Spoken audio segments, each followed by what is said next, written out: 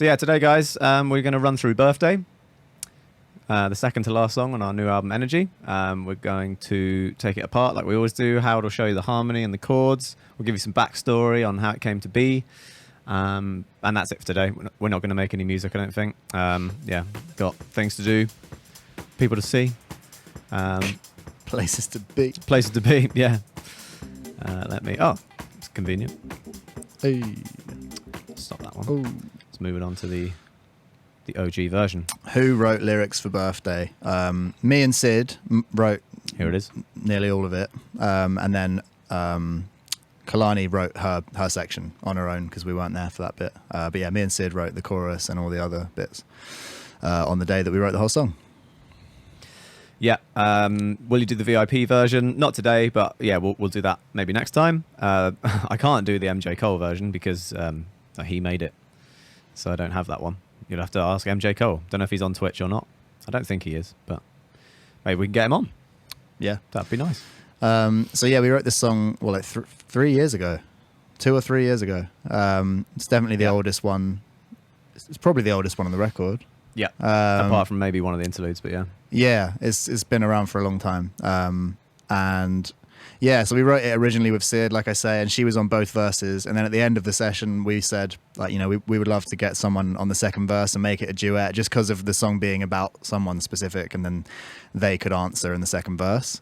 So we had a few ideas of who we wanted, but then Sid was like, how about Kehlani? And we were like, oh yeah, like that would be amazing, but like we don't know her. And she was like, oh, that's cool, I'll do it. And people often say stuff like that in sessions, you know, like, oh, well, I'll get this person on, and then it never happens. But yeah, like 2 weeks later, she just sent it us in an email, and Kehlani killed it. You know, like we don't normally like working with people remotely like that, like just sending them something and being like, write to this and send it back. Like we always get in the room with people and write from scratch with them.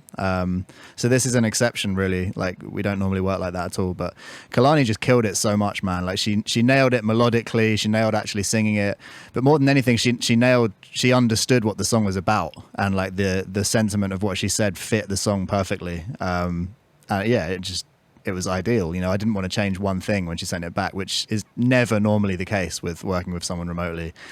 Which is why we don't normally do it. But yeah, Kehlani killed it, man. That's right. Someone said, who were the other options? There weren't any. It was the first person Sid suggested, and we were like, hell yeah, please make that happen. And it did, like, yeah, within 3 weeks maybe of it I being remember said. thinking Frank Ocean would have been cool as well. Yeah. I was like, let's get Frank, and then she was like, no, it's got to be a girl. And we were like, oh, okay, cool, who then? And she was like, Kehlani. We were like, that works. That's yeah. No, Kehlani. Thank you for doing it, Kehlani, if you ever see this. And thank you, Sid, as well. Sid was amazing in the studio. For those who don't know, Sid from the band The Internet. She also used to be Odd Future's DJ on tour for a while, and she's produced a bunch of songs for various members of the Odd Future crew. And yeah, she had some great stories about that in the studio. But the thing we were impressed with mostly was that she was, you know, at the computer herself, with a mic like this and the Neve and the compressors, and she was recording her own vocal. She like knew what she wanted, knew once we'd had it kind of jammed it out and knew roughly what we were going to do. She was very like hands-on and very proficient at working all of the gear because she'd worked in studios before. So that was very unique. That's never happened with a singer before, I don't think. No. Maybe like Step aside, guy. I've got this. Ed McFarlane. No, even he was like, I want to take it away and do it myself, but not in the room. Yeah, that's right. Perfectly comfortable to just, you know, we were on the couch and headphones on, and especially as it was Pro Tools and she's used to doing Pro Tools. It was great. It was like we could really concentrate on every word and you know, inflection she was doing and comment on what we did and didn't like. And I mean, there wasn't much we didn't like, to be honest. She's so good.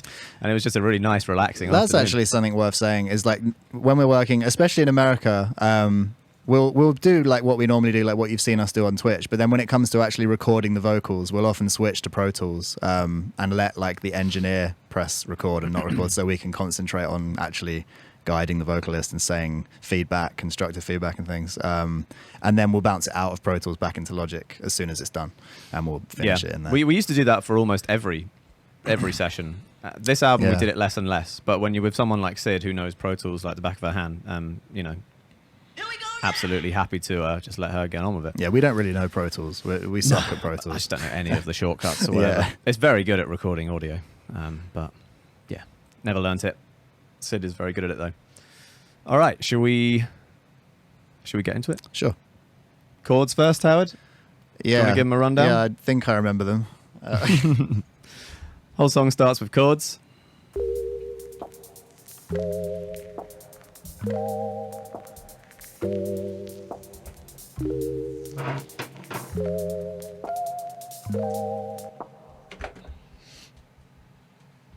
So there's the MIDI. So the classic little sine wave bleeps from the Logic vocoder. And yeah, going through quite a lot of plugins here, but I'll let Howard talk you through the chords first. Yeah, so they're really simple chords. I think the way they came about was we were looking for a sound to use as... Oh, the delay is really bad. A sound to use as the pad for the song before we'd even started writing it. And Guy was like, can you just play something on the keyboard so that I can choose the sound? And while he was cycling through the sounds, I came up with these chords.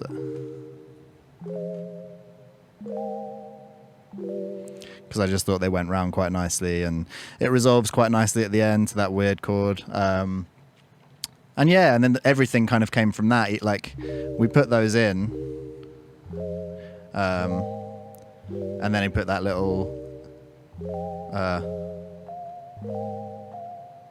melody, and that kind of informed everything else. You know, the bass line.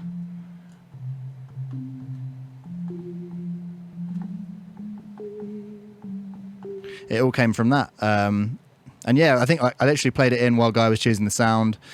We stuck it on loop, and then me and Sid started writing. And I think the first thing that came was the chorus melody before anything else. Do you want to just say like what chords they are?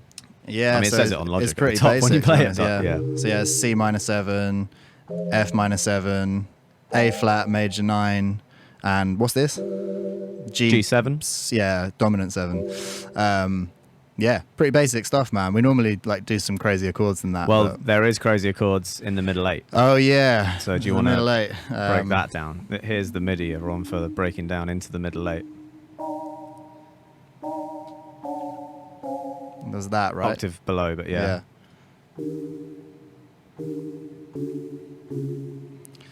And then at the end it does a little key change. Yeah. That's the best bit. Those ones. Yeah, they get a bit crazier. So it's, those ones are pretty basic. They're just major 7ths. We just go down in a chromatic thing. That happens a few times. Yeah. And then it switches to minor 7ths in a different key. That's a bit of a weird one. F sharp minor major.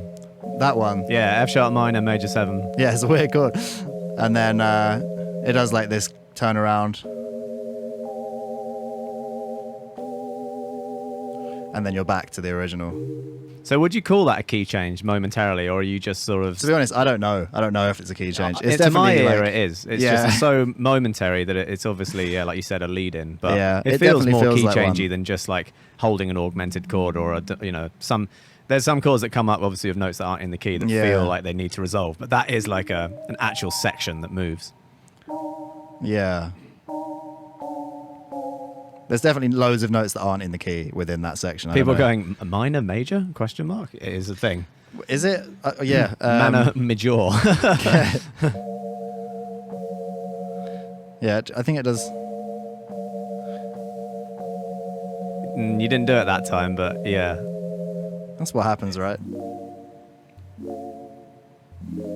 Right. Yeah. Some weird shit going on. Should we just play it and you can go on. You can hear those go by.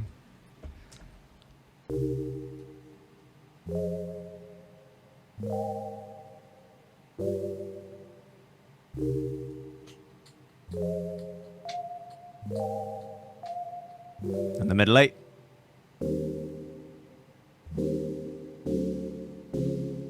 So you can see most of that's like not quantized. Just to keep it natural.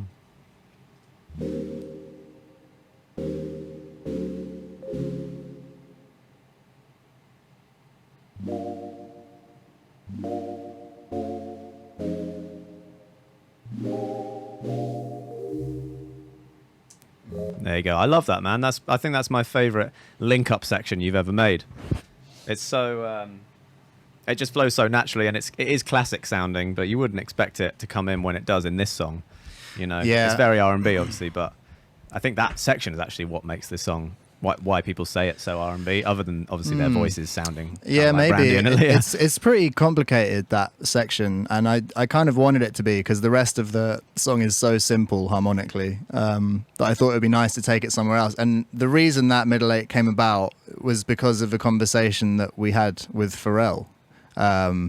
Name drop, straight up, just yeah.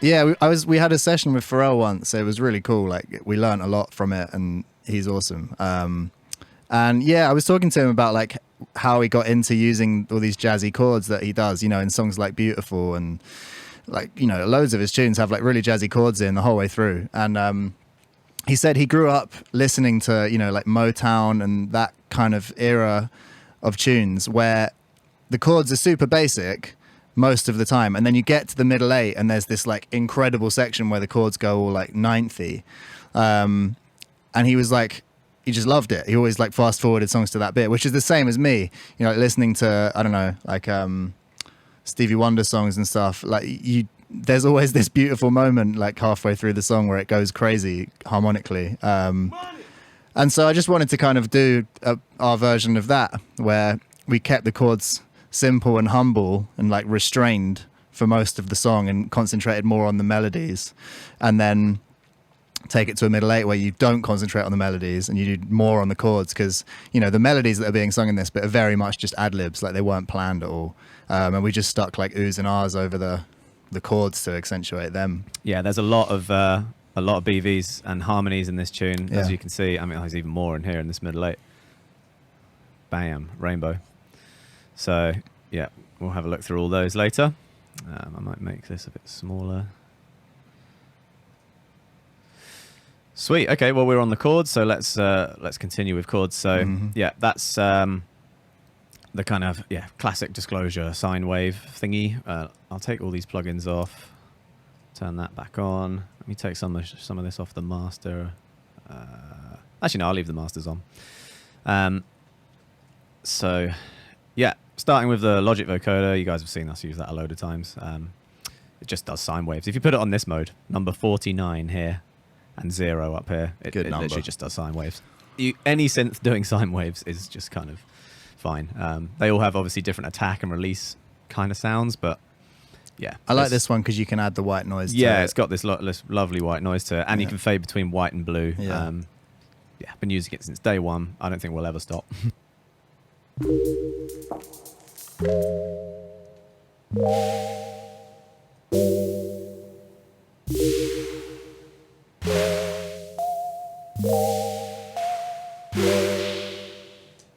Yeah, just nice kind of almost Prophet 5, Prophet 6 noise sound. That's what I get from it anyway. You know, even though it is a vocoder, we're not using that section of it. We've just got it in synth mode there. So that's you go to. I remember when Tom Misch was round, we showed him that, and he was like, "Oh!" And then I saw him do what's one of those things, make a beat in 10 minutes on Fact Mag or something. Well, and you could just see the patch here, and it just said Disclosure signs. Okay, at least we got a credit. Product. Yeah, we got credit, 100%. Yeah, shouts to Tom Misch for using the synth. That's going through a DBX 160. Just a bit of compression. It's not doing much. I just wanted it. I wanted to make sure that it, you know, these two notes here shone through at the same volume.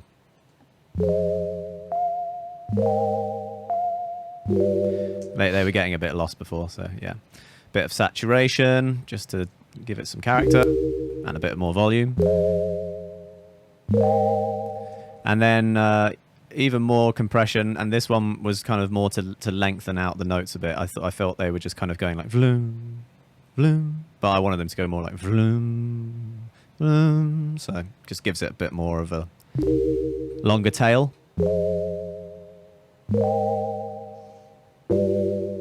Yeah, nice slow attack there, so you're getting a nice little bite at the start of it as well. Then we're going into Decimort, which is a bit crusher, and that's giving it some sizzle on the top. So if I turn it up, that buzzy sound. I mean, this is kind of just your go-to Disclosure sign patch. I haven't really changed it much. We wanted this song to have a sense of familiarity about it, and it's one of the oldest songs on the album too. So maybe that's why it's still a little R&B vibe, because it was, closer to Caracal than it is to where we are now. So I think, like I said earlier, the first melody that came was the chorus, the da da da da da da, which is so like pentatonic, which is such a classic R&B thing. Like R&B melodies always start with like da da da da. So we just switched it around a bit, but like, it's so classic R&B, that melody. Yeah, for sure. You can't not think R&B when you sing that. Bit of delay and reverb. These are automated throughout, I think, for rise and falls and things like that. Just giving it space.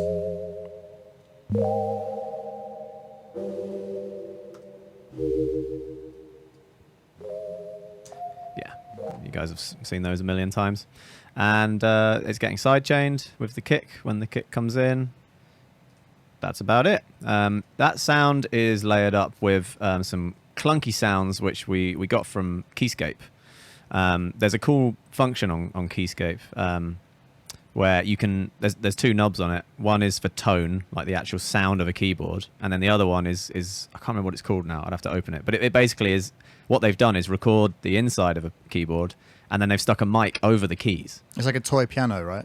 For any of the sounds, any Rhodes or a piano or whatever, they've just stuck a mic over the person's hands, and so if you turn entirely down like the tone knob, you're left with just like kind of that kind of sound. So that's what's doing this, I'm pretty sure. Clunks. Yeah, this one was specifically from toy piano. Yeah. So you can still hear the notes a little bit, but it's mostly just clatter. But layered in with the sign, it's actually really nice.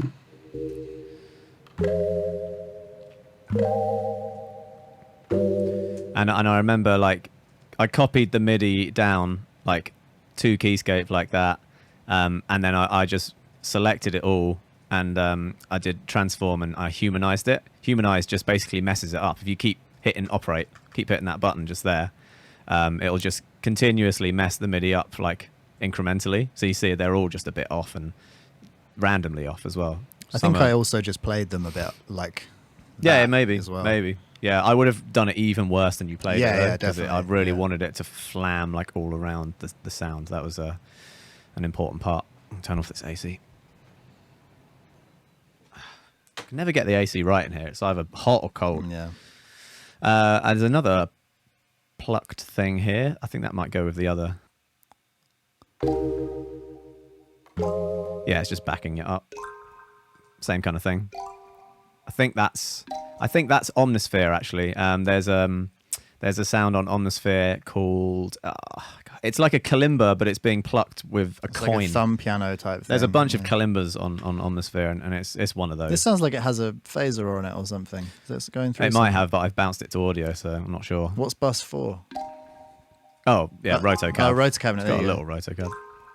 It's just got lots of delay, but it's been bounced into the audio. If I unhide stuff, then yeah, now we're going to get into clippy mode. But yeah, there it is, Omnisphere. Yeah, it had the rotocab on as well when I did it. Yeah, you guys don't need to see that. So yeah, and that's the chorus section there, or is that's just second half of the first verse. So yeah, all those together, nice pretty pad.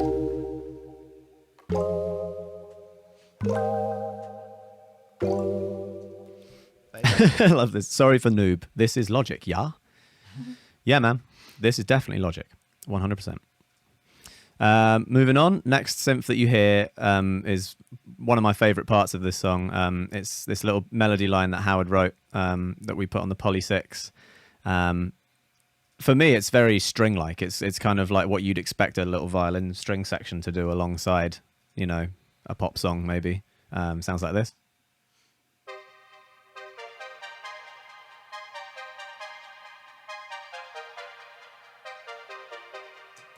Yeah, I can just see like a dun, dun, dun, dun, dun, dun, dun, dun, dun, dun, dun. But yeah, I remember you wrote that note by note. Maybe you had the root note melody in your head, and there was a lot of harmonies that needed placing. And then I just added the next layers as if I was writing harmonies. Yeah, that's right. I remember you going like that bit and thinking, "Oh, that sounds weird." But then it's the bottom one that's the weirdest one. Bum bum. Yeah. Bum, bum, bum, bum, bum. Bum, bum, bum, bum, bum. Bum, bum, bum, bum. Boom, boom, boom, boom, boom. Boom, boom, boom, boom, boom. Yeah, that. Bum, bum, bum, bum, bum. I love that. Very cool. Yeah, that's one of my favorite little touches. You don't really notice it until the end because that's the only time that it gets its own little moment. Yeah, you're concentrating on other stuff. Yeah, but it's one of those parts where if you take it out during the whole mix, it feels so empty. Not that we can do that today because it's going to clip. You get it though. Yeah, it's a beautiful little part. Oh, here we go. Death. You got the wheel of death.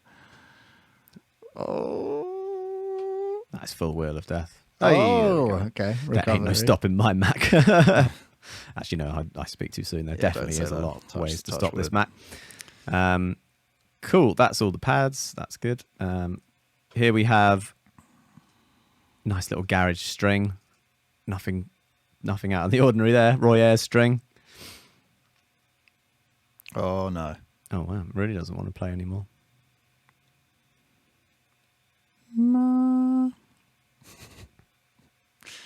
Shall I just pretend? What you just did? Sounds something like that. Yeah, I don't think that's going to really help us. I think I look at all these plugins, man. There's a lot. It's an insane amount of plugins. I think I just need to go through it and turn off about 5 soothes. Soothe is on here a lot. It's on most. Yeah, it's on most things. Yeah. Yeah, this is going to need a restart. Let's go for a little restart. Talk amongst yourselves. Wow, Streamlabs is still just fine. It's crazy, man. Solid. Yeah, it's just there's too many plugins on one bus. That's what really gets Logic unhappy, is when you put that many things in a row and you don't save at all to or you don't bounce to audio, sorry. And I really didn't want to bounce to audio of this one because I was really changing stuff right up until we took it to master. Yeah, it was so much tweaking, getting their vocals really up front, getting the drums punchy enough. They got such soft, sensitive vocals, really airy, but I still wanted the bass, the sub to be massive, the drums to be massive. It was like just a kind of little battleground of trying to get everyone in the right place. And there's a lot of volume automation in this track as well, of things getting out the way at the right time, things coming back in when they need to. Yeah, it was a wicked fun project to finish, but it was a lot of work. Come on, strings. We're back here. I'm just gonna delete Soothes. Shouts to Soothe. You're a great plugin, but you are not. Let's count how many there are. Right. 1, 2. There's one on the chorus lead. 3. There. Is there one here? 4. On the one with the most. There's one. 5. Yeah. This is definitely gonna help. 6. Oh my god. No. I'll leave you. 7. I think we could be in there if we've got. Yeah, I mean that's just so much better than it was.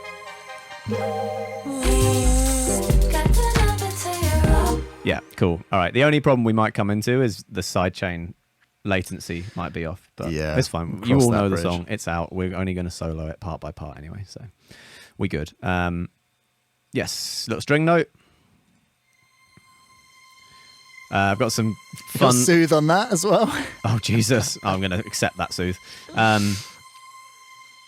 Yeah, I think actually this project is what killed my last laptop. Couldn't handle it. It just could not handle it. Like it was to the point where I hadn't listened to it the whole way through for months when I was mixing it, but I knew it would bounce out fine. It was like I didn't have a cohesive listen until I bounced it out and went in the car or something. It was insane. How much extra DSP do you have of your Apollo Twin? I've got the Apollo 8, so that's already got 4 in it, I think. Let me check. It's a good question. It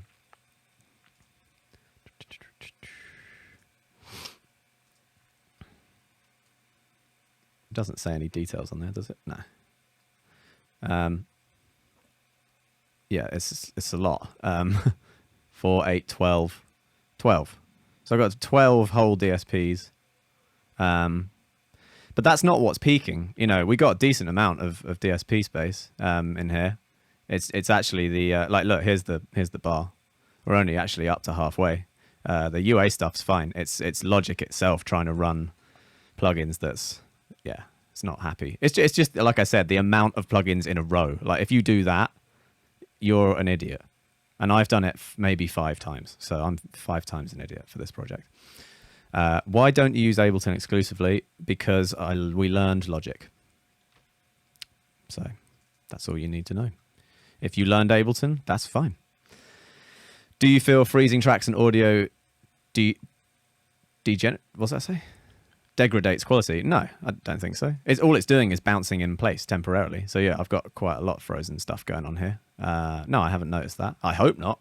If that is the case, then shit. No, I don't think so. How do you guys deal with tinnitus? Just have it and Don't live with get it. Just don't get it. Oh, I have it. Do you? Yeah, just have it. Yeah.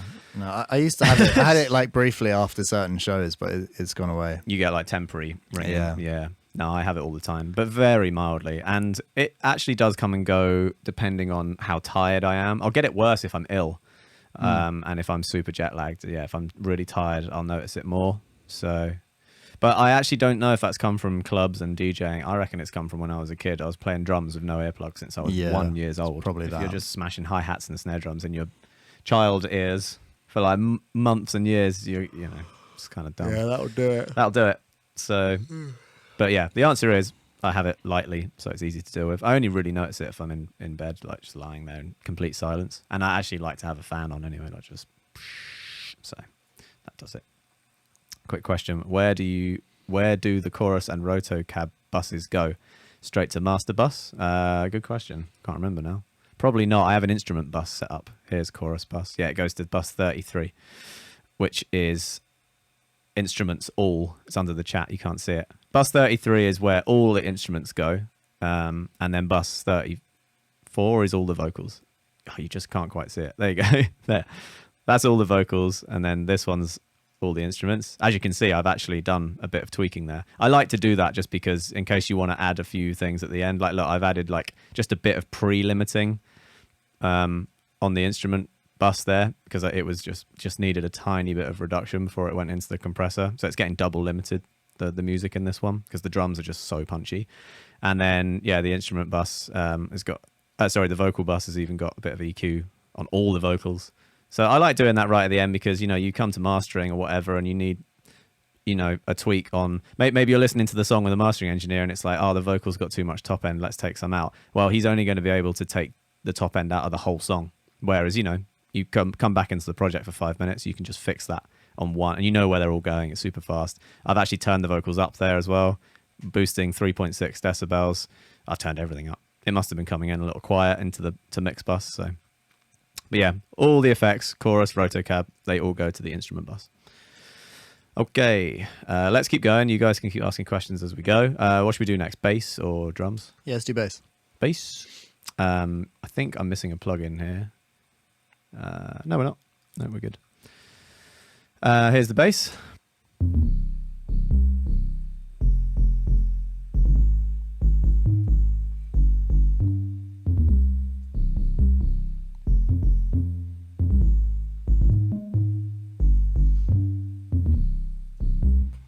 Jamie A, instrument bus, including the bass. Instrument bus is just everything, all the music, and then all the vocals. I have drum bus, so it goes like this. All the drums, drum bus goes to instrument bus. All the bass bus goes to instrument bus. All the pads go to instrument bus. Think of it like if you muted that vocal bus, it would be the instrumental. If you muted the instrument bus, it would be the a cappella. Wait, so even the vocal bus goes to the instrument? No, they both. Everything ends up in 2 buses. Yeah. Instruments, vocals, and then they both go to the master I think bus. that's what they were asking. Right. Got it. Yeah. And then everything gets summed down to 2 and then summed down to 1. Anyway, back to the bass. Here is the MIDI. Lots of octaves in this bass line, right? It's mostly just kind of going doo doo doo. Yeah. Doo, doo, Just doo. a few sneaky little passing notes.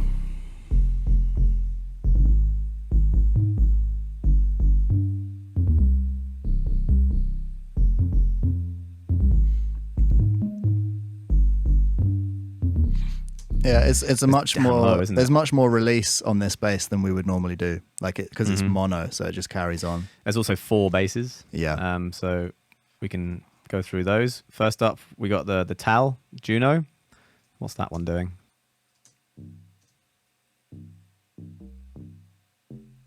So that's doing like, yeah, like 100 hertz. That's just giving it some harmonics and some warmth. I'll come back to that one. Juno +1, is that an octave? Yeah, so we got 2 octaves in the warm area. They're still pretty subby, but as you can see, they're very quiet. This is doing the majority of the bass. It is a little sub sample that we've made ourselves, I think. Yeah, there it is. So I think we made a cool sounding sub note with some noise on it, like a psst, and that's why I've called it sub bit crush. The idea is, well, you'll hear it. Have a listen.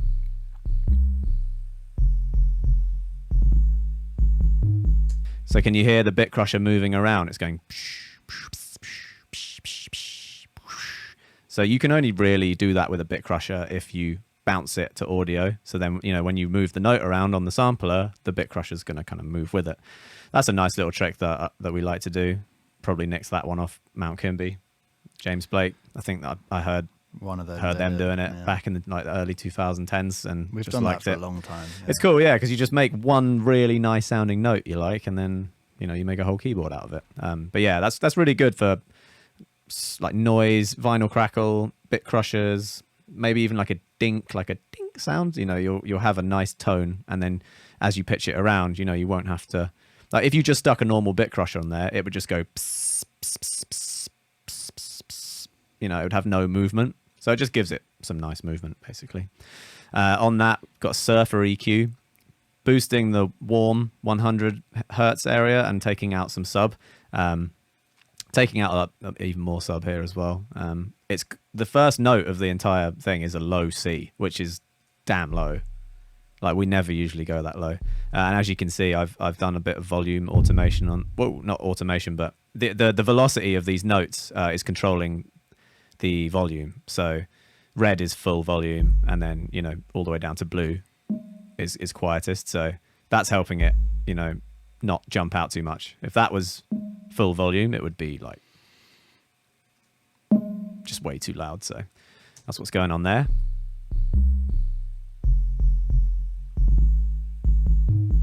So that's doing the bulk of everything. And then we've got a bass guitar, which is also a sampler note, which we must have made. Little bass G. Yeah, so I would not usually add as many synths as that around a sub this busy and this massive, but because it's so low, like that C note is so much lower than I would usually want to go. Like I'm usually E flat, and that's as low as I'd want to go. Like we'd consider maybe changing the key of the song, because low C is so low, and you've got to roll off so much bottom end. So I've probably done that on this EQ. No, I haven't. I don't know. Well, anyway, the sub is quite low in the mix because, and that's why I've added all these octave ups and, more 100 hertz so that you can hear the note. Because in the mix, yeah, if I was to mute all those, you're basically only going to feel the bass. You're not going to hear it. Birthday, just to make sure that you're okay. Would you prefer it if I go? And I'll add in these as we go now. Birthday, just to make sure that you're okay. Big difference.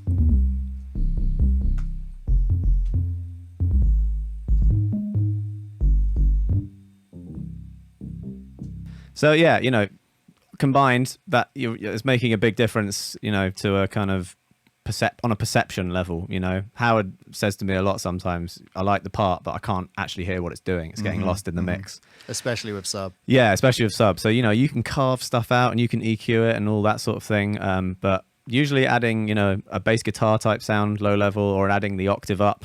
Some synths have, multiple oscillators. You could just add the octave up low in there. It really helps like the human ear just decipher what's going on. Something else that hasn't been mentioned that, what are they called? Le Boucher has just asked, sick name. Le Boucher. So yeah, they're not all doing sub. Only the one that says sub is actually doing any lows. The others have a low cut on the EQ. Yeah, and they're so just that they very don't low clash. volume too. You know, like the volume of these ones is like, see where that's registering there, minus 26 dB. You put the sub in.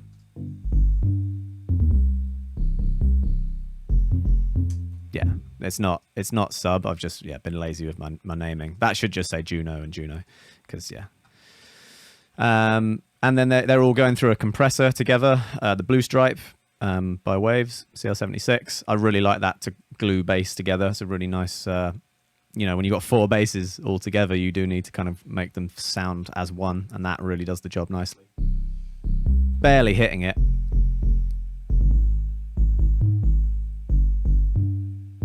Wait, what is that? What does that do? It's a compressor, but I'm not really compressing with it. But it's just like one of those, again, almost psychological things. If you've got 4 things, but you want a bass, at some point you need to put them through something, one, to make it sound like at one.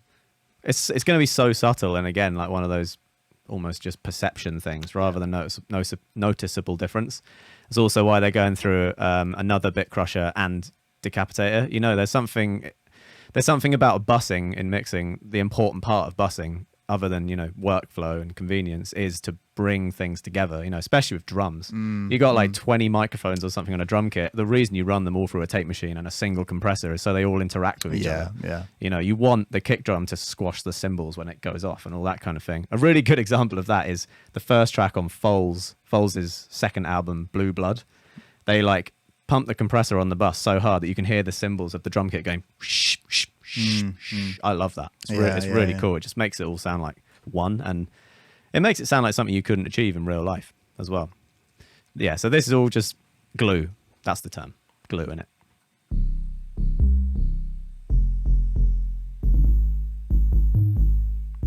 So, now all 4 sounds are working together and triggering overdrive and that.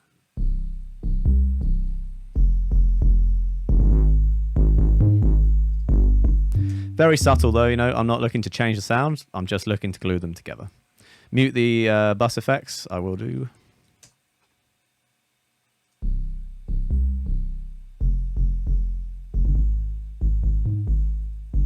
And in. Just a bit punchier. Yeah, punchier, overdrive, warmer. Yeah. They might have meant the bus sends as well. Oh, yeah, it's just a bit of chorus and roto again. Yeah. And then this is some sidechain. So yeah, so I have got a sidechain set up on this, but it's not really being used. The main thing that's happening with this bass, it's probably easy if I just show you.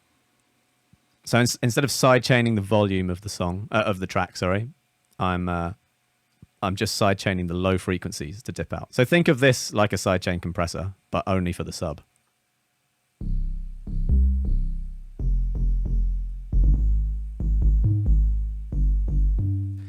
So the reason I'm doing that again is to just get those notes to come through. Everything in this area here, all this good stuff is being let through. The sidechain compressor is only pumping the sub. So if I solo this, that's all that stuff's getting through. Whereas this stuff is all being lost. At least momentarily, yeah. So when the kick drum hits, sub goes away, don't get any clashing, which is what you want in your sub and bass combo. I can play those together. It's a pretty big kick in this tune.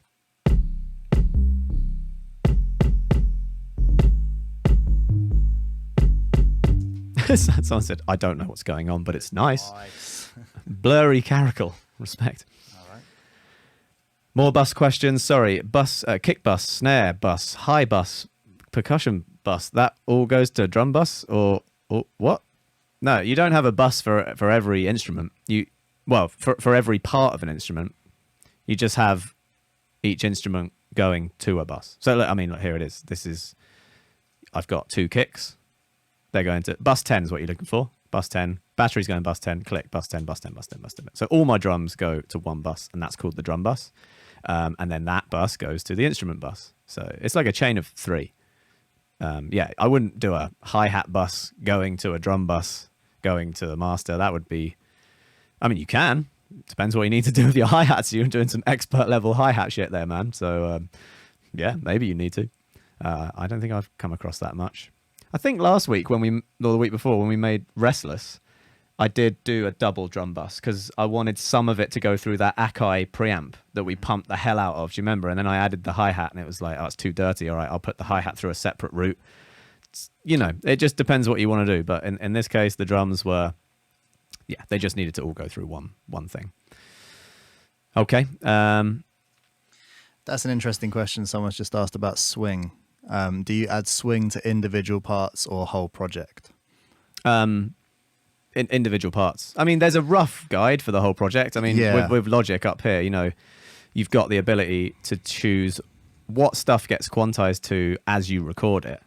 And you've got the swing here, but I've got it on 16ths, which means I haven't touched it because that's the default. And none of this tune is in 16ths. It's all swung. So we've clearly gone through and we've swung it manually. I would say generally though, like we'll choose a swing. So say it's like 16D, and then we'll go through and like change certain bits, especially hi-hats. Like we'll like shift one bit here and one bit there and just make it more of a custom thing. So it sounds a bit more real, as if it's been played rather than like a robot playing it. Is there a way to sidechain low frequencies like you're doing with Pro MB, but only using Logic stock plugins? Let me have a look for you. Expander. I don't know. Someone might know in the chat. I think there is a multi-band compressor that comes with multipressor. Does that have a sidechain feature? No, that's the kind of thing though. You need one of them, a multi-band compressor. Yeah, no, I'm not sure. There's a way you can do it with parallel compression, but that's even more complicated. So I'm not gonna go into that. Maybe just does the EQ have sidechain? Match EQ? No, that's not Logic. No, I don't know. I have to get back to you on that. Haven't done it before. All right, we covered the bass. Drums. Here's the drums, everyone.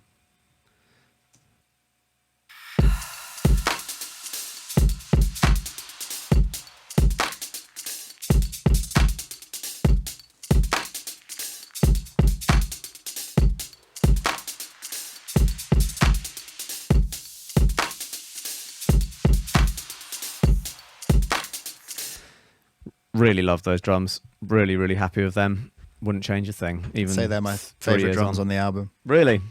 I think so. It's either that or Who Knew? The Who Knew garage drums. They're quite similar as well. Yeah. Two-step. Yeah, both two-steppy drums. I think that's what you're best at, to be honest. I think your two-step drums are your highest level drums. Thank you very much. Short round of applause there. Okay. Going from the top, I've got quite a few plugins on the output, but nothing. Oh, does that work yet? Hang on, let me check. Yes, that is working. Yeah, nothing like you haven't. Oh, Jesus.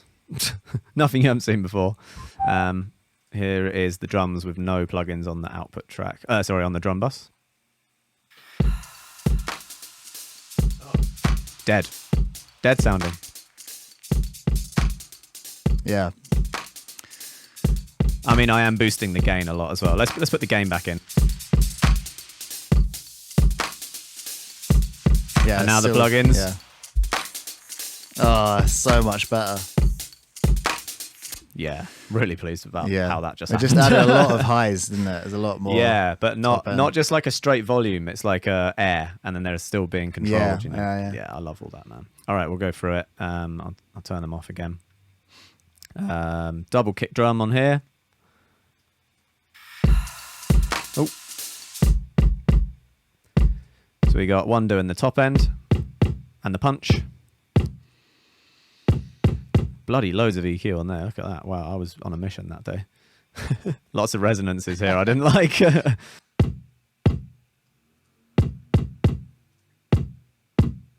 hear all that? Just that. This part. Didn't like that. Got rid of all of those. Boosting the highs a little bit as well. Just and then got big kick underneath doing the big old sub. I'm automating the length of big kick throughout this song because there are sections like the intro where I wanted it to be really long when there's no sub. Hear that? Boom, boom. Yeah, so this is something that we've spoken about before, but like because the song is in C minor, right? So that means that the sub of the C is too low for a kick, really. Like it would just be like the speakers would just be flapping around too much, and you wouldn't hear it unless you're in a club or something. So what we normally end up doing is putting it a fifth above that, so at a G roughly, or maybe even lower, and just making it bend. So it's more of like a boom, boom. It's more subtle than that. Instead of just going for the key of the song, which is what we would do if it was in like F, for example. And we do that all the time because it pisses both of us off if a kick is in the wrong note. Yeah. You know, if the song's in F and then the kick is on an A or something, it's just really annoying. So yeah, we do that a lot, the bendy kick. Hats sound amazing. Thanks, guys. We'll get to the hats. Someone said, Jamie A., do percussion effects, vocal chops, everything, shakers, drum bus? Yeah. Every percussive sound on this song, everything is going through the drum bus before it goes to the master. Anything that's Does not that ever melodic. mess up compression? I mean, that's just a song-to-song choice, man. Like I said, with the drum bus, I'm looking to bring it together and glue it together. So I've kept the shakers and everything going through it as well. You'll see once we go through the plugins what's going on with that. Do you keep minus 6 dB of headroom before mastering? Between minus 6 and minus 10. Yeah, I leave a lot of headroom. It really doesn't matter how much, to be honest. As long as you're sending them a really clean WAV between 6 and 10, they'll be happy with that. I've actually done a lot of talking about mastering on a previous stream. Maybe I can't remember which one now, but yeah. And yeah, white noise goes through that bus as well because it always sounds dope when white noise interacts. The compression of it interacts with all the other drums, like rather than just. Oh, do you mean the tape hiss and like the no, vinyl like the right. or the build up white noise. Oh, I mean that is something 99% of the time on our tracks. You know, I always have tape hiss and crackle going. I'll send that through the drum bus that as well. Too. Yeah. I don't know why. I like it going through there because I sometimes like it when it all interacts. Yeah, exactly. The kick will make the noise go a bit, and you know, it all just makes it sound a bit more old school, and it just makes it sound like my favorite records. That's basically what we're trying to do for me anyway. When I'm mixing a song, I want it to sound new and modern, but also like Al Green. It's not always the same either. Like sometimes we use tape, sometimes we use vinyl, or both, and they're always different ones. Yeah. There's loads of vinyl on this one. We'll get there. Yeah. So you got the kick, long kick, and then in the chorus, short kick.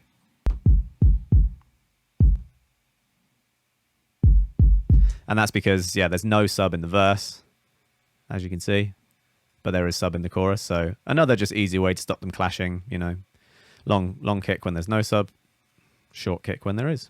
Simple. That is the kick drums. There's some compression. There's some EQ. There's not much going on there, guys. What's the compression? DBX 160 on that one.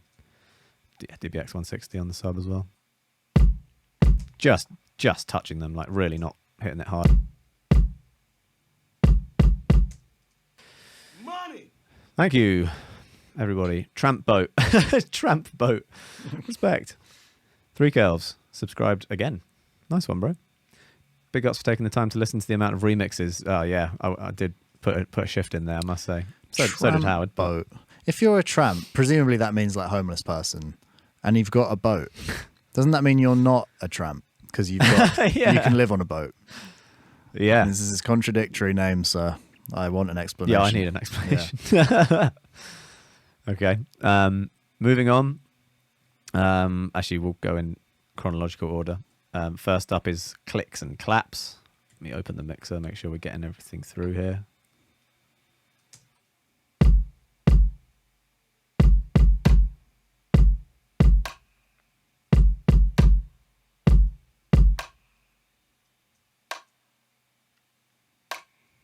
So that's, I mean, what is that? It's like it says clicks and claps, but it's not. It's like a rim and something else. Okay, so that's a finger click, and then you got like a rim. It's just, yeah, it's labeled incorrectly. It's a nice room. Nice old rim. So both of those, and then we combined that with it's a garage snare of some kind as well.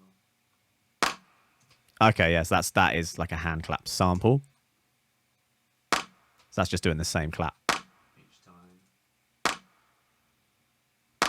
So that would have been how it started, actually. So if I mute these, where is it? These thousands of hand claps. Here's the drums with just programmed, straight up samples, no human hand claps going on at all.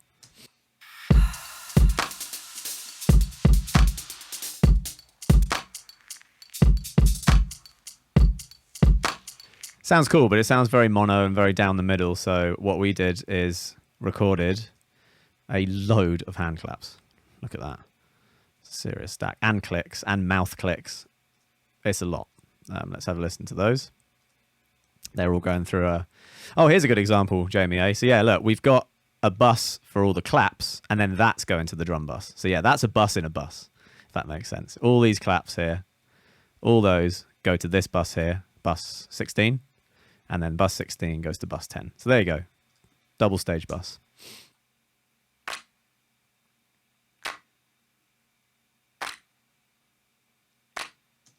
Lot of you know what, they don't sound that nice on their own, and that's because the sample clap is so up front. I wanted that to do the main bulk of the work, and then these ones just add a lot of stereo and add a lot of like texture underneath the main clap. So yeah, they're not the nicest sounding claps we've ever done, but when they're in the mix they do the job.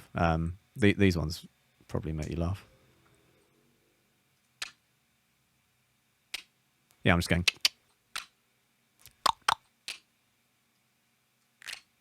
Oh, that was nice. Timberland style. Yeah. Yeah. And then a load of claps. So yeah, they sound all right, but combined with everything we just had up there, sounds great. Cuts right through. Yeah. In headphones, if you're wearing headphones, you'll appreciate what's going on there. Nice. Moving on, we got just hide those. There's a lot of them. Any questions about the claps? Boat of tramps clapping. Someone asked me, so you don't mix in mono? No, never. I'll check it a bit in mono at the end just to make sure there's nothing drastically different, but no, I mean, I kind of have the opinion that I will never listen to this in mono. So why do that? I know there's people who do, but I guess it's to check the phasing or something. Yeah, maybe, if I was recording a drum kit, maybe. Yeah. But you're not checking microphone phase. You're checking stereo phase, and I mean, it's just not really something you need to worry about making music the way we do. If you're doing lots of hard pan vocals and that kind of stuff for getting the level right, maybe. But I just know the panning well, and I trust the visuals, and I don't really ever do it. I do just whack it on maybe towards the end. There's a button on the Apollo you can just press and it monos it. It's probably not true mono. I don't know the difference, to be honest, but nah. I think it was more important when iPhones were still mono, and now even they're stereo. Yeah. So there's literally no device in my life that is mono. Yeah, you never hear stuff mono these days, do you? No. Yeah. It's just not that important. Club PAs are in mono. Not really. Nah. Not our one. Anyway, when we play live, it's stereo. Clubs that have like more 360 speakers everywhere might be, but yeah, it's just not. It's not that important, I don't think, guys. I check the bass is in mono. That's important. I check that the sub and the kick, everything below 100 hertz is in mono. You don't want any of that to be stereo. That's the only kind of mono checking that I do. Even with lead vocals, sometimes we'll pan those a little bit or have it on a little, wave going from left to right slightly. Festival PA, they're always in stereo now, man. Yeah, they have been for ages. Even with delay towers. Yeah. If you stand right in the middle at front of house, yeah, it's pretty common to be in stereo. Yeah. I thought that as well for a while, and then my sound man was like, no, it's been like this for ages now. Yeah, because when we were on stage, we used to pan, when we were talking through mics, we'd pan my vocal my side and Guy's vocal his side, so that you could tell who was talking, because it's not always obvious. Yeah, and we'd have so many like effects, you know, going shoom, shoom, shoom, shoom, shoom, shoom, shoom, bouncing and ping ponging. Like we wanted to make sure we could do mono. Maybe if it was a really boomy room or something, they'd change to mono. But nah, it's not that important, I don't think, anymore. Moving down, we've got some hats that I've programmed, like MIDI hats. Oh, and a little triangle.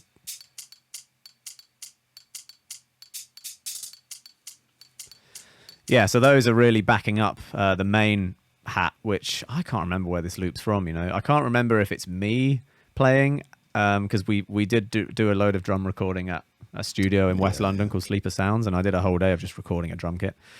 It might be me, or it might be a splice thing. I can't remember, but it's been chopped and reversed, and then I've rebounced it and stuff, so...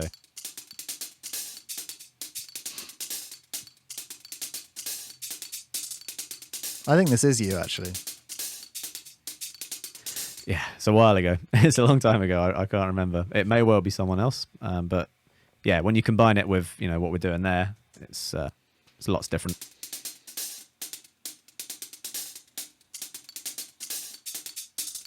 So you can hear that that triangle is really offbeat. You know, it's going kind of, if that's the beat, it's going da da da da da da, and I really like that. All those little imperfections.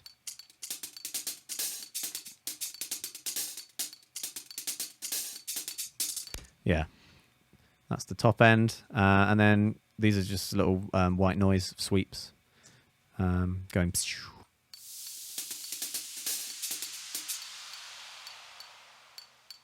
Same one to build up.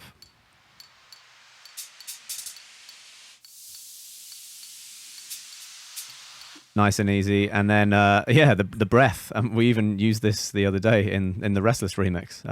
That's another splice breath. Reversed, and then yeah, I just thought that would sound cool instead of a crash cymbal or just the white noise on its own. I think it adds to their airiness as well. Like both of them have such nice airy R&B voices that it just made sense and softened up the drums a bit. I love like a cracking snare and a nice soft crash over it. That really takes me to the market. Okay, here is all the drums together.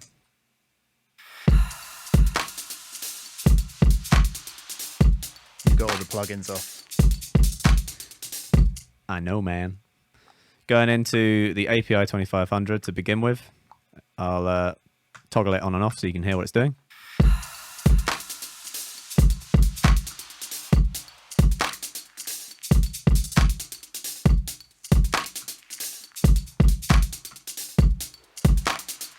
So yeah, just taking a little bit off the kicks and sometimes the claps. Yeah, just light compression, not much going on there. Then into the Studer, it's overdrive, tape saturation.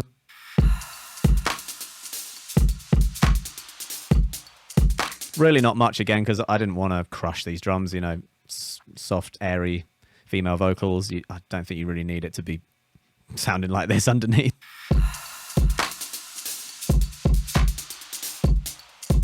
I mean, it sounds cool on its own, but yeah, in the mix, that would be crazy. So that is just gluing it together. Then going into the inflator, adding a little bit more saturation.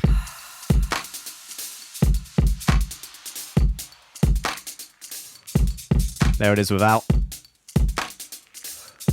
Now with. Sure.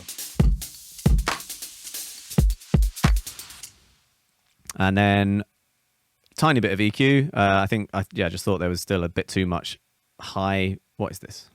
Low mids in the kicks. So I'm just controlling those.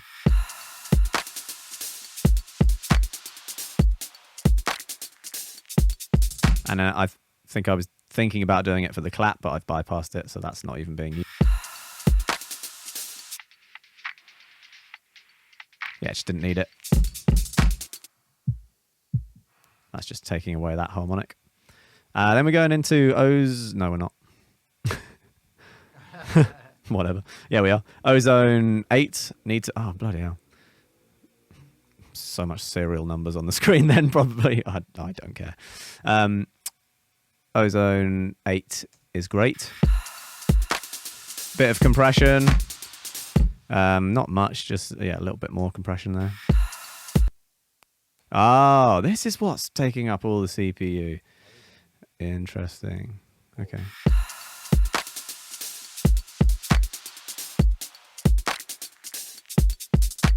I mean, it's not doing much, yeah. And then Spectral Shaper.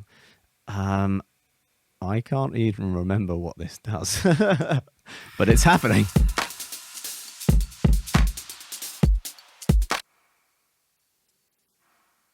Oh, I think it's boosting the sides. It's like mid side. It's just boosting all the signal that's only stereo. It's a widener, basically. It's basically widening a bit.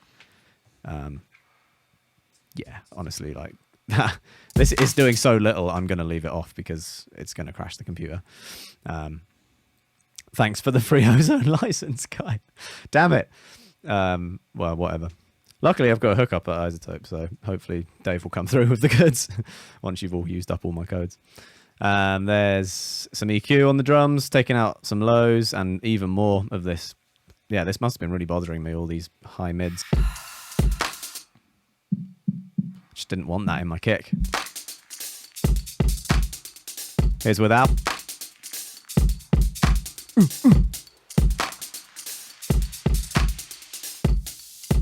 Yeah, and just taking away like the tiniest amount of top end as well, a decibel. And then that is being limited through the Oxford limiter. As you can see, the limiter only kicks in when the kick and clap play together. So it's doing very little.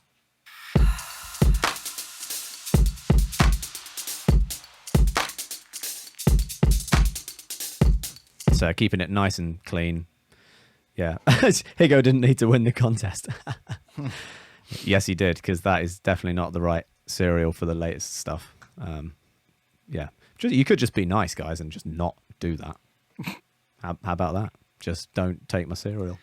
Someone just said Ozone 8 is free anyway. So is it? Yeah. Yeah, it's not even the newest one. Go for it. Go crazy with Ozone 8. And mine's not even working. So yeah, it might not work for you either.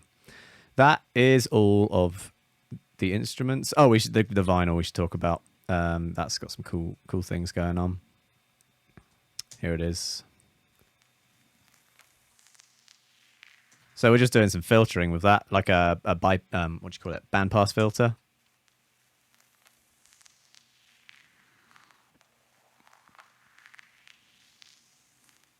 And I think I would have just done that with my mouse, just dragging it around and recording it. Oh, there we go. So yeah, that's definitely a straight Burial ripoff. Yeah. Burial does that all the time. Mm-hmm. I love how it sounds. He wouldn't have done it over a song like this, but yeah, that's like Ghost Hardware and Archangel. It's all over that. Someone was asking how you made the noise build up and splash. Well, they're just pure white noise sounds, I think. So I would have just had a synth go pfft, yeah, and then just EQ'd it a lot. Yeah, if you could even do it on Logic. There's a synth, you could just use the ESP. If you open the ESP synth, like one of the stock synths, whoa, it's massive. Mm-hmm. It's weird. Yeah, if you turn down all of the oscillators except for that, the noise one, then you'll have a perfectly good white noise generator. Or in theory, you will. There you go.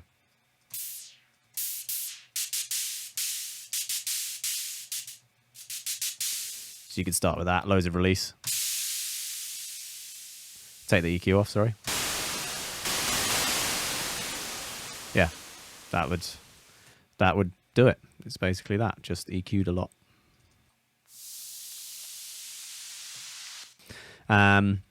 Tape Piss and Crackle are being sidechained by the kick as well, and they are going to the drum bus. And so, yeah, all together, you get that. Yeah, you don't notice them too much except for the intro and outro because they're just on their own, I guess, with the pad.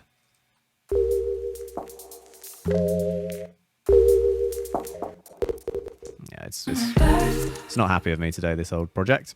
All right, we're done with the drums, we're done with the bass, have we done all the instruments? No, there's a little ARP that comes and goes, especially in the middle 8.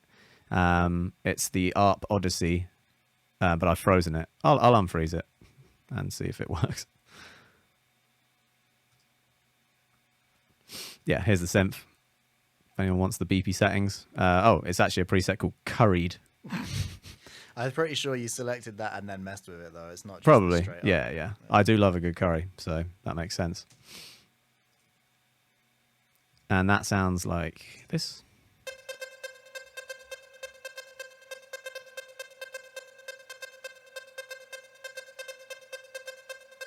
Loads of H delay.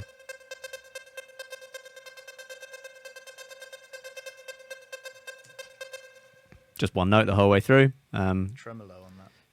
Yeah, a little bit of tremolo. It's not tremolo though. The tremolo on Logic's confusing because if you have this phase there on 180 or minus 180, it doesn't take volume away, it pans it. So think of it more like the Pan Man, the Soundtoys Pan Man. It's much more like that. Chana Masala type beat, hell yeah. You can just hear it going from left to right. Left, right, yeah. So that's in the middle eight. Is there any more instruments, Howard? I think that's it. Feel like that's it, yeah. Nice and simple song in terms of the instrumentation. There's just a lot of layering of each instrument. You know, at the end of the day, it's really one pad, like a string section synth and a beep and one sub. Why have you coloured the ARP on the outro differently to the ARP in the middle of the I don't song? know. Is it different? No. No. I don't think I meant to. You should really Should sort really that sort out. that out. I mean, it's not even the colour of the track. It's kind of messed up. I'll sort it out now. Yeah. It should be a light blue, I feel. Really disappointed. Or maybe right even a now. light green. Is that better, everyone? No, that's the same. Like, if you as- do this, I can make everything the right colour and name. Yeah, it already was, except for that. I'm just asking the questions the people want to know. That's not the same as anything.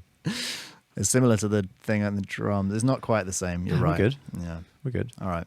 Yeah, we're fine. Yeah, it's not the most ordered coloured project. I don't always sort that out. What did you use Keyscape for? I went through it earlier. It was the plucked sound here. Like the clang, clang. Oh, no, that was on the sphere. This thing. It's just doing clunk, clunk, clunk. Cool. Any other questions before we move on to the vocals? Favorite curry preset?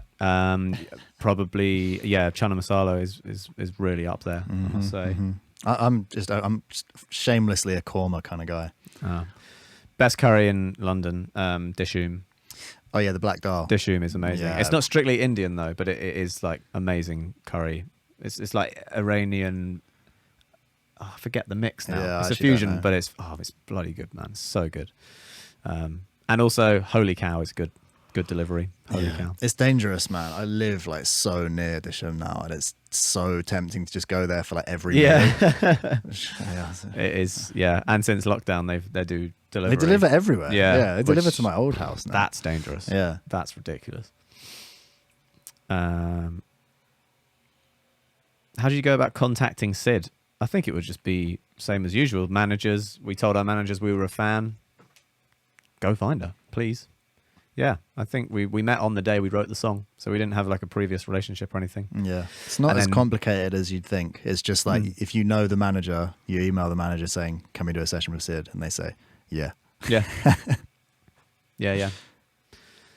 All right, that's a lot of curry chat going on in there now. I'm going to move on because I don't have much time. Vocal time. Vocal time. Here is Sid. Sid on the lead vocal on the first verse. Let's have a listen to that. Beautiful vocal. Oh babe, you've been on my mind. Just an old flame. I left you behind, but all of it any other day. Maybe you'd want me to stay away. I'm just wondering what you would say. Would it be a big mistake? So yeah, I've got a little bit of volume automation going on there, and a little bit of reverb and delay at the end, and some Echo Boy automation as well, which is just filling in the gaps in between her voice, Babe, you've been on my mind. just to sort of get the delay out the way while she's singing. You could also achieve that by having the delay on a bus and sidechain the bus with her vocal sound. So the volume of her voice would push the delay down and then bring it up. But I've just done it like this. Yeah, there's some other automation, I think, going on. But We tuned this a bit as well. with Melodyne, but it was not much. It was just touch ups for like the ends of notes and stuff, right? Yeah. I mean, if that, I don't remember doing that. I think there's been takes that have been moved around. Yeah, we pretty much comped most of it. I remember pushing like 1 or 2 notes, but yeah. It's sometimes for timing. Yeah. To be honest. Here it is with no plugins. Oh, babe. Oh, babe. So there's reverb on the actual track, and that's because I think we just accidentally left it on. See that? We just left it on in Pro Tools and we bounced it out with a reverb plugin on, so there's a little bit of reverb going on, but doesn't matter. Oh, babe. Oh, babe. So that's going into, oh, for God's sake, nothing, because it never works. No, it does. This is D-reverb. Oh, there you go. So I knew there was reverb on there, and I was like, let's try and take some away. Oh, babe. Oh, babe. It works pretty well, doesn't it? Yeah, it's decent. Yeah, I bypassed that reverb. Oh, babe. Oh, babe. Put it back. Oh, babe. Oh, babe. Sounds so much drier. Really good, that. Yeah, man. RX is so good. That's one of the things that Higo won in his prize. Oh, sick. Enjoy, mate. That's a real useful one, especially if you muck up like we did and leave the reverb on when you bounce it. Going into some EQ, just taking out some low mids. Nothing much. Oh, babe. Especially that low note, that bit of saturation. This was recorded through M49. no, I don't think it was. It was Telefunken. Telefunken into a Neve 1080, whatever it is, 1081, and then Tube Tech. Definitely Tube Tech. Papa Tube Tech. Papa Tube Tech. Shouts to the 738 crew. Oh, babe. Oh, babe. I've got it going through a Blue Stripe 1176. Oh, babe. Oh, babe. So compressing pretty hard there, and that's to get those mapes the same level as, you know, the main bulk of the vocal. You can just hear the tails fall off without this compressor. Oh, babe. Oh, babe. And it's just too pokey and too loud, you know, it's really controlling it. Low ratio of 4, slow attack. Oh, babe. Oh, babe. Yeah, that's pretty heavy, I've got to say. That's a lot of compression. It's a flavor of compression that I like, you know. There's engineers who would say that's way too aggressive. Fair enough, but I like compression. I like the sound of it. It sounds powerful and like punchy. Yeah, and you've gone even further with this one and done volume automation as compression. I Yeah, think. a little bit of volume automation on, like, yeah, those exact moments. Even the breath. Or is that a breath or is that a... You've been on my mind. Yeah, so I'm boosting the you've been on my mind, just little moments. And here you can see a build up in volume. And again, that's because, you know, the note is falling, so the volume's rising to keep it the same volume. All of it any other day. Maybe. Just keeping that day, keeping the nice and loud. So yeah, you can do that manually or both, bit of compression and volume automation. Gem Dopamine, it's doing absolutely nothing. I must have auditioned it and thought it didn't need it. She's got so much air in there already. Oh, babe. Oh, babe. Yeah, it's just way too harsh. Didn't need it, so I left it off. Then we're de-essing a little bit. Oh, babe. Oh, babe. You've been on my mind. Just an old flame. Yeah, so you see it there on the just... Just an old flame. Oh. It's a bit out of sync with the audio, but you get the idea. And then going through the inflator as well. Oh, babe. Oh, babe. Just a mono inflator. It always looks weird in mono because I rarely use it in mono, but yeah. There's some really joke stuff going on about 738. Yeah, well, so this is a society, a secret society of cult members. That's it. yeah. Enough It's not though, is it? You know, it's currently inactive. Oh yeah, 738 is no longer Yeah. happening. Yeah. I actually saw the great leader himself, The leader of 738 last week. So he's doing well. To all you guys who he are fares well. interested. Let's just leave it at that. I reckon there'll be like pandemonium on the Discord later. Oh, What the hell is- someone's just giving it Oh, up. for God's sake. Josh, I'll take away your mod. I'm not joking. You don't give away cult secrets like that, man. It's imperative that you... Everyone bless me immediately. Bless you, mate. Thanks. Okay. Oh, babe. Oh, babe. Then what? So then we got some multi-band EQ going on, dynamic EQ, taking out resonances and low mids. Oh, babe. Oh, babe. So it sounds quite aggressive. That's a lot of low mids that have gone Thanks, there. everyone. Bless you, daddy. Oh, thanks, kids. God. Low mid's gone. It sounds a lot, but when in the mix, I think it sounds fine. Kendrick Lamar does that a lot. I think when you really focus in on his vocal on some stuff, especially on Good Kid, Mad City, and Drake does this too. There's hardly any low mids in their vocals. If you soloed the vocal and a cappella, you'd think it sounded a bit like missing something. Wait, whose vocal? Kendrick or Drake, they Right, take out right. so much low mids on their vocals, but when you've got such a busy bass line and loads of kicks underneath and sine waves there as well, they just get in the way. Yeah, you don't need that. You know, if you had all of this going on with those sine waves,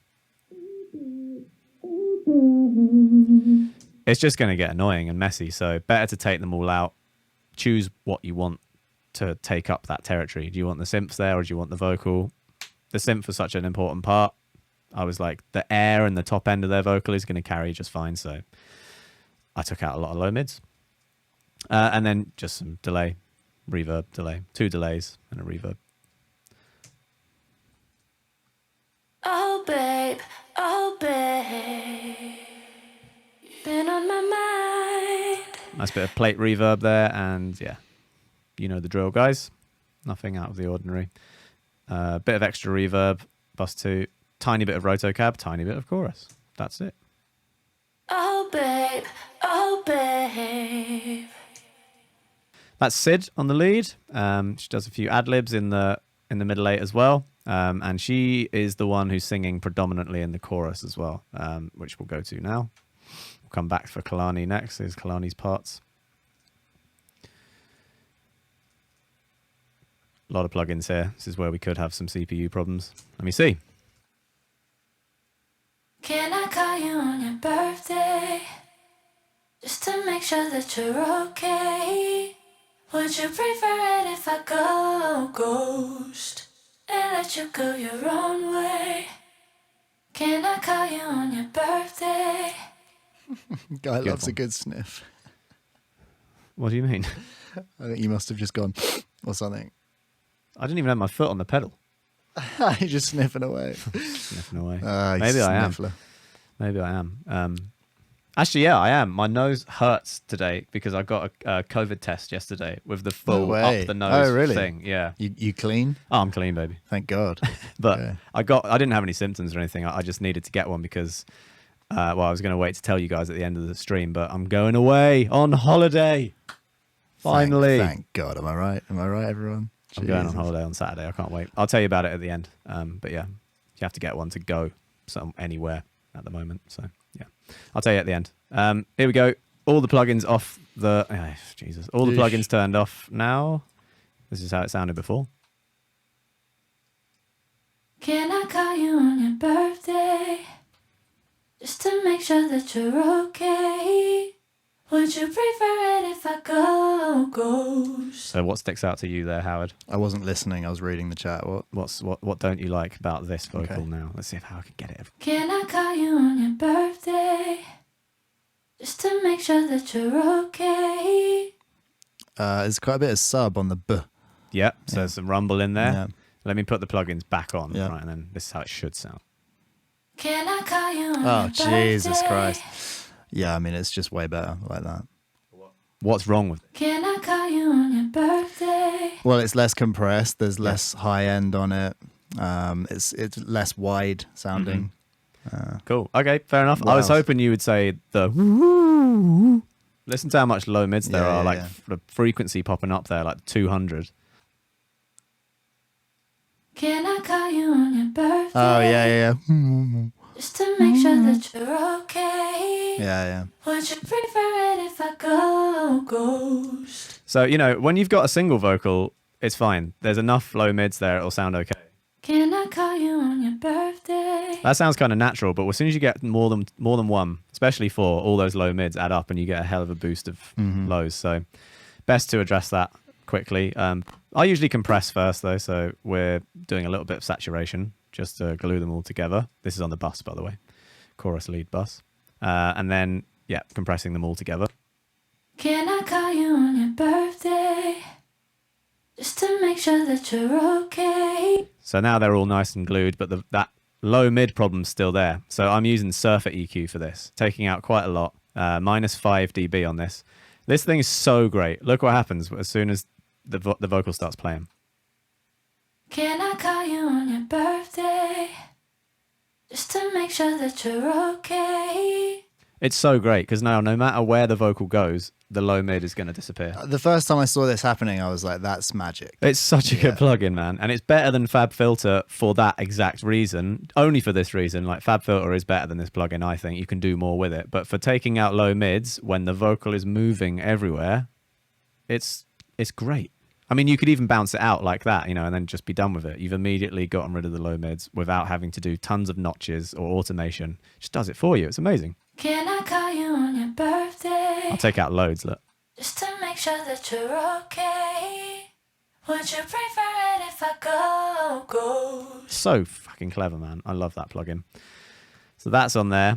Then we're doing some gem dopamine. Oh, we actually are on this one. Boosting some highs. Can I call you on your birthday?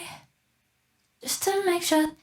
Bit of decapitator, overdrive. Can I call you on your birthday?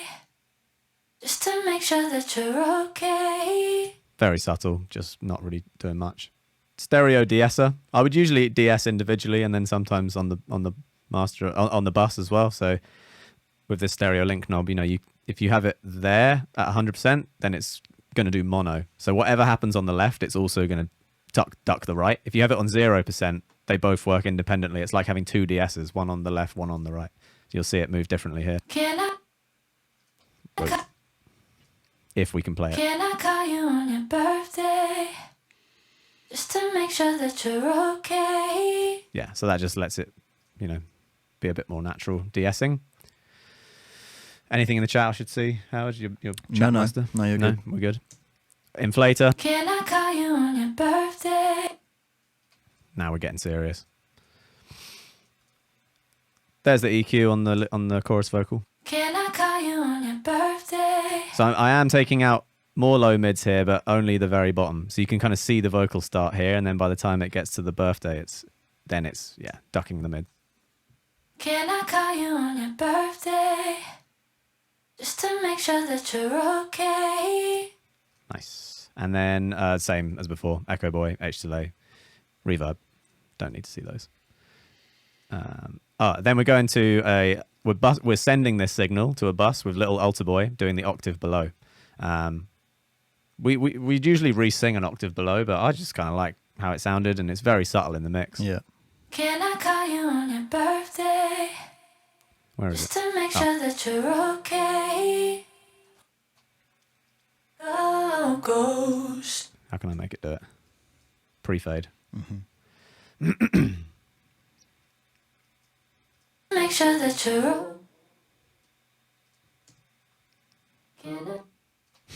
Jesus. We're just getting non-stop stopped now.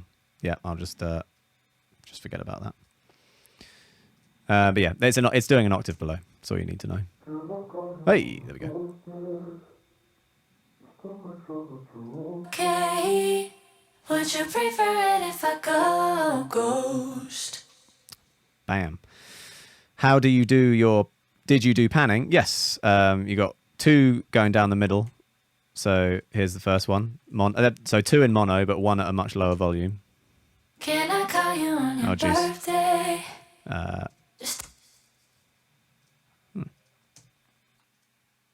Can I call you on your birthday? And then another one underneath it. Can I call you on your birthday? And then 1 each side. Nearly full pan, but not quite. Can I call you on your birthday? Let me just mute the little altar boy and you'll be able to hear that clear. Can I call you on your birthday? Just to make sure that you're. We're really struggling now. Cool. That's that lead vocal. And you got some beautiful harms underneath it. Did you and Sid come up with these together? Was it like were you singing notes at her? Wait, what harms? Play them? Birthday. Those ones. Oh, yeah. Birthday. Yeah, no, I wrote these. Yeah. Okay. Go ghost. My favorite bit's this. all wrong. That's so dope. She can go really low, man. She didn't do that. All wrong. Yeah, That's that pretty okay. low considering the Yeah. verses. Oh, Yeah, baby. it is. It is. You just went. Yeah, I know. I don't know what I'm doing. All right, I'm just here. Here's both of them together. Birthday, just to make sure that you're okay. Would you prefer it if I Yeah, we're going to struggle now with some CPU issues. There's a lot going on. can I call you on your birthday? Just to make sure that you're okay. That's all you're allowed. Wicked. Let's skip to the middle 8 and then we'll come back and do Kehlani and then I got to go. The people are asking for a chicken stream. Also, Knowledge is in the house. What's up, Knowledge? What's up, Knowledge? Middle 8. These are just ooze. Beautifully coloured, I might say. Yeah, that's nice. Yeah, that's real See, nice. That's the kind of shit we're looking for. Come on, man. These are just copying the chords, right? In the middle 8? Yeah. Yeah.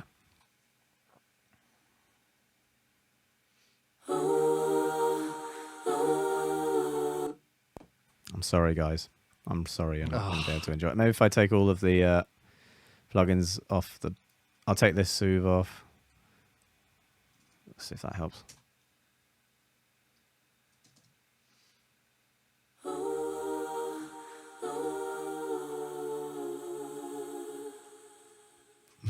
Next one. bit.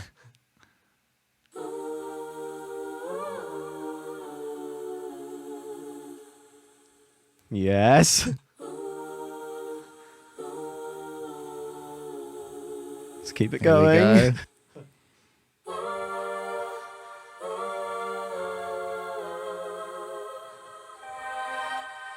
Oh, that's my favorite bit. That's my favorite bit. This little crescendo at the end is so cool. That is her voice. It just sounds a bit pitched. Did we reverse something or did she? remember. I think she just went ah, and then we faded each one in. Is it really? Yeah, I think so. Oh, yeah, but like each individual. yeah, note. as in yeah. once they were in. Oh, they're all frozen. I would have like cut it. I would have cut that section and just done like a fade, which I can't show you now because they're all frozen. I don't want to leave them frozen. That's cool, man. Yeah. Someone said tips for writing harmonies for noobs.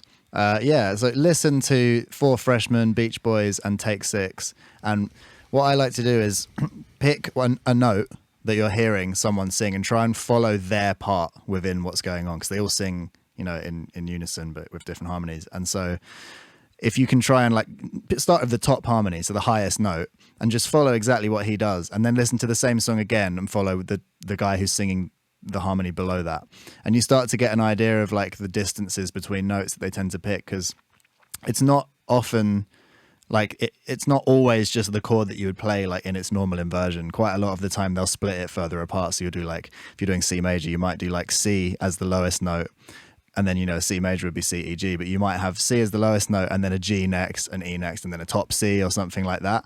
And the more that you do that and just listen and try and even work them out, you know, try and work out the harmonies on the piano or whatever you play, you start to build an idea of like how they tend to do it. It's very similar to arranging like brass and horn arrangements. So guys that learn to do like big brass bands can often do like a cappella band stuff too.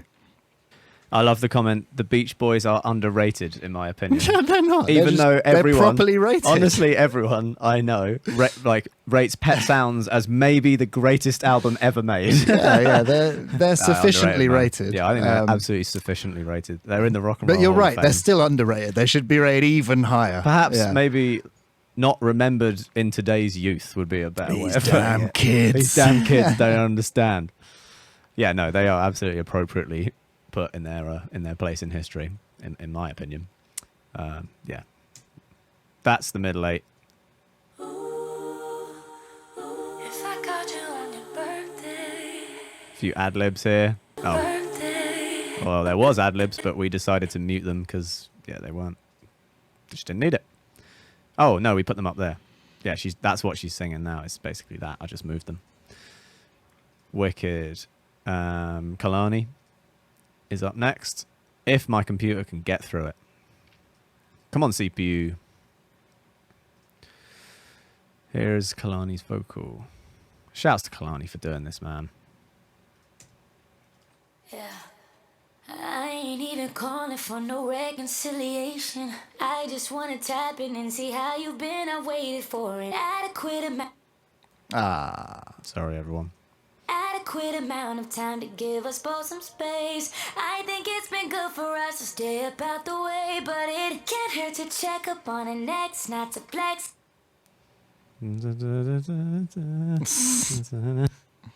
But to put the hurt to rest, for maturity to test. So I'm calling to say, are you old? Your computer's having a tough time today. It's a hell of a project, man. There's a lot going on. It is money. That's a money verse right there. You got some nice BVs that she just did under the check. Can't hurt to check up on an ex, not to. Damn it. Pushing the boundaries of what's possible now with my computer. Can't hurt to check up on an ex, not to flex, but to Can't even really hear them, but yeah. check. Yeah, it's the same note, just giving it some stereo width.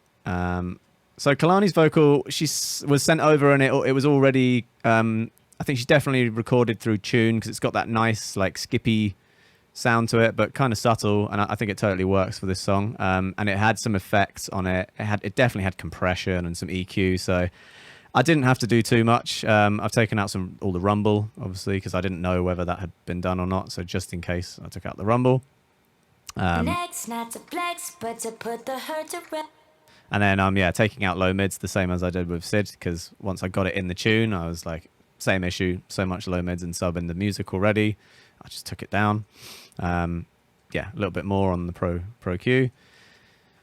Saturation, because I didn't know how it had been recorded. I'm sure it had gone through a nice preamp and everything, but just in case, I added some more.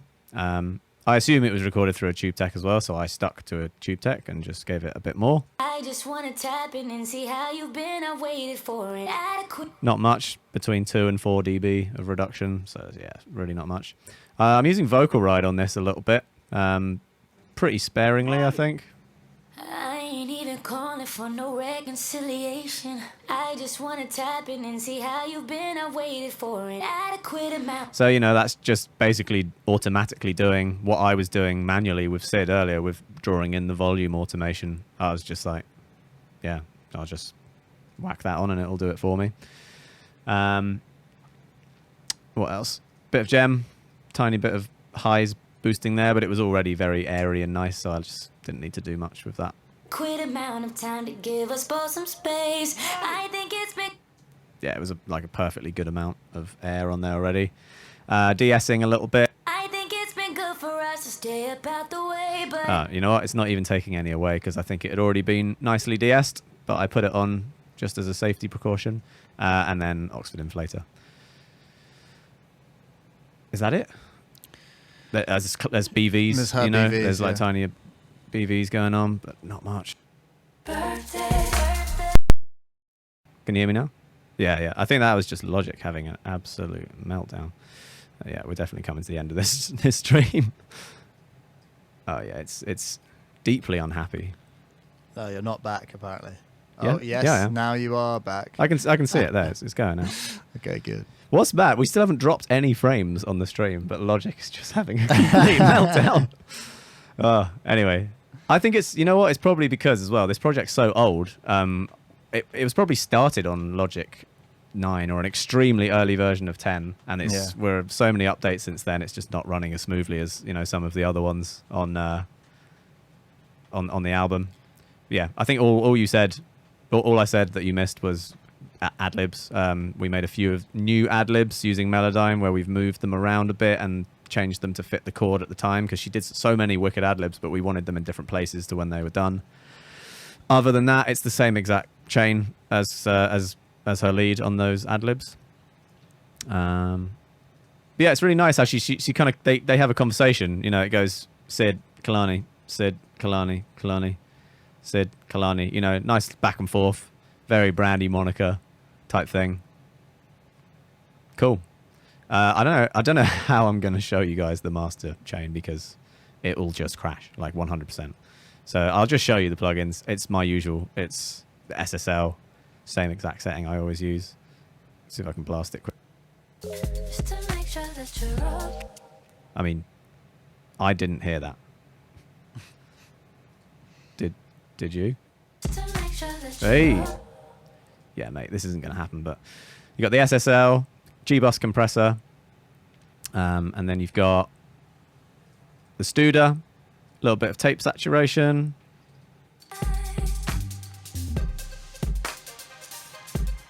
Maybe if I just loop the end, it'll work because there's no vocals there. Yeah, then that's going into the Drama, which is a multi-band compressor, as you all know.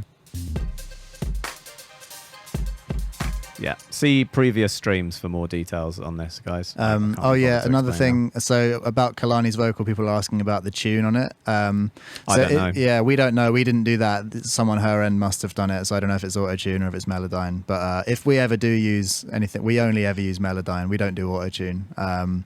And we try not to use Melodyne, to be honest. We just do more takes. We just make them sing better. But like, you know, when it's used stylistically, like what Kehlani's done, it's really cool. Like, Yeah, it's part of her Kehlani's, she's sound. probably singing through tune as she's recording, Yeah. because it's the sound, you know, it's part of the sound. It's not like she needs it. It's a, like you said, a stylistic choice, and that's just what was in the WAV when we got it. So, sounded great. Left Yeah. it that way. Bit of Saturn, another inflator on the output. Going into the red nicely, but you know, in a tasty way. There would have been a soothe here, but I've taken it off because of the CPU being all crazy. And then I've actually done quite a lot of EQ for a master out, but again, I would have bypassed this before sending it to master, and we would have done this in mastering on a nice, really nice vintage like EQ fancy thing. So yeah, it's not much. It's like 1.8 dB boost in the high mids, taking out some top, and then pulling down the bass, which we probably ended up not doing, to be honest. Yeah, don't take away bass, ever. There's no point. Yeah, it's coming in a bit hotter than usual, and that's because the Soothe's missing. Soothe would have taken out some volume as well there.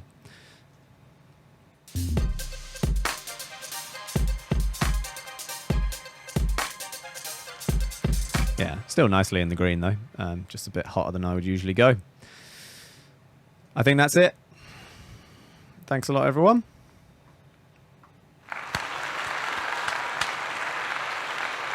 Time is it? 6:30. Time for a 5-minute little goodbye questions. Oh yeah, that's what I was going to tell you guys. So I'm going away on Saturday. I'm going on holiday. Get the fork out of here. Oh, okay. Sorry, man. I'm going on holiday to. I'm not going to tell anyone where I'm going. I want to be off the grid. I'm going for 2 weeks, so no Twitch for 2 weeks, I'm afraid, people. There's probably a sound effect for that.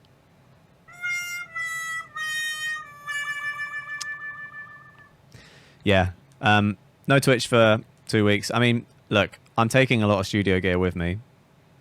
If the Wi-Fi is good where I'm going, maybe I'll set up in my room or on the beach or something crazy and do some kind of little beat-making thing on the beach. I don't know. I'll have to see about that, but I will keep you informed on the Discord. But yeah, I'm off, man. I'm burnt out. I need a break. Yeah, I'm getting out of London. You're getting out of London. I'm getting out of the UK. So, but yeah, thanks everyone. It's been a really fun couple of months, like launching the album with you guys, breaking down the songs like this, the remix competition. It's all been amazing. Like we're coming up to nearly 20,000 followers on Twitch now, and the Discord's filling up nicely. You guys are all dope, and the quality of just the general community, I think, is just, I'm so happy with how it's turning out. I can't even remember the last time like a troll just appeared. We just don't get them. We just got mods that are too good. We got great mods and Yeah. a bunch of people who want to learn how to make tunes, which is amazing. So big up to you. Thanks to everyone for subscribing.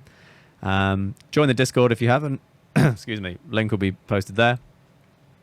I'll probably do a couple of updates on the record bag playlist while I'm away.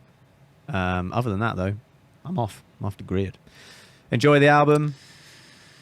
Peace out, everyone. See you very soon.